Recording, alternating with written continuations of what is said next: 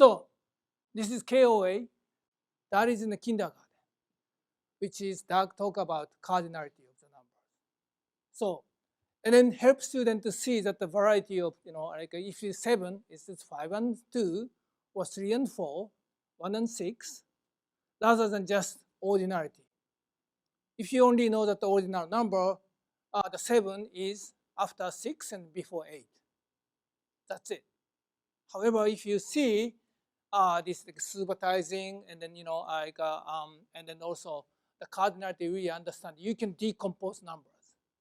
So the kindergarten, that is something you want to help students to do a lot of activities and game, and then fully comfortable decompose number up to 10.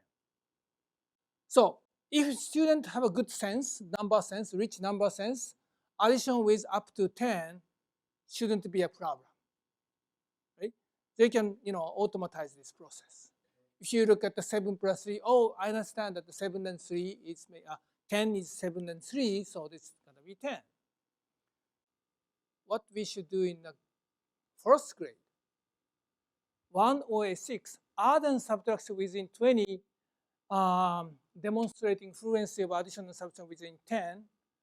They use strategies such as counting on making 10 decompose number leading to 10. Using this relationship between addition and subtraction, knowing this blah, blah, blah, blah. So actually, Common Core expects students to be able to think mathematically to find the solution, rather than simply memorizing.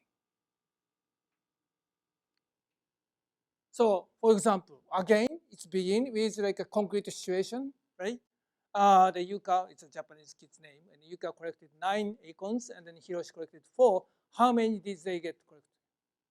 Of course, you can count on 9, 10, 11, 13, 14, 15. Oops, too much.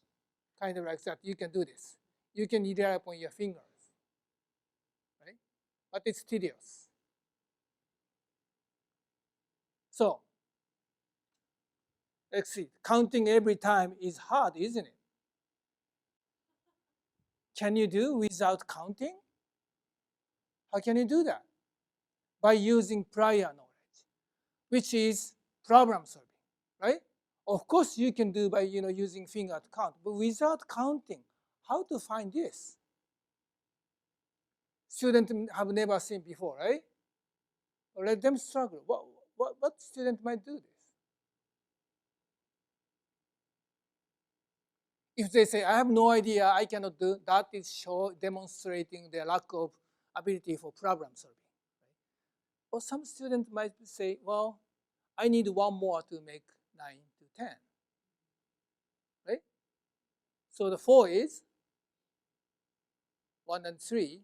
I'm going to give you 1 to 9, so that it's become 10. So it's going to be 13.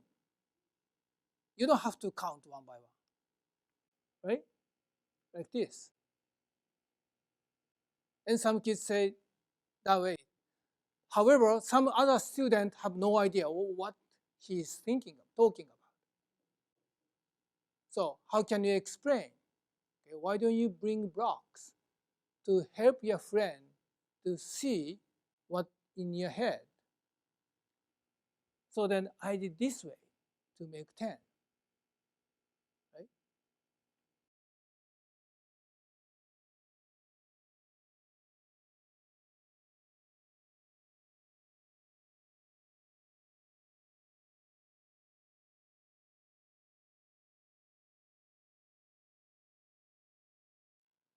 So if you go through this process, if you memorize 7 plus 8 is 15, if you forget. Right?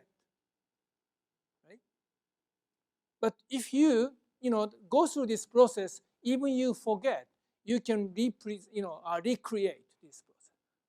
That is a conceptual understanding. You can reproduce. So just memorizing tons of addition table, and that is hard. But to go through this process and then repeat until they automatize, which is different from memorization and automatization. Memorization Just like, nowadays, you don't have to memorize any telephone number. Like asking a student to memorize 10 telephone numbers. If you forget, you forget. Even though the up to 10, the single digit addition and subtraction, students should be able to count by fingers. However, it helps students to move away from this one, and then to help them to be able to think. In order to do so, kindergarten is so important. For the kindergarten, students should be able to decompose number very comfortably through concrete activities. So everything is connected. So therefore, I say putting a seed. The young, like a pre-kindergarten, kindergarten, first grade is so important. If you do not put a good seed, nothing to grow. Right? So you have a huge responsibility putting a good seed. So what is a good seed? Not like a bunch of, seed. It's an important one. Right? Okay. Well, thank you very much.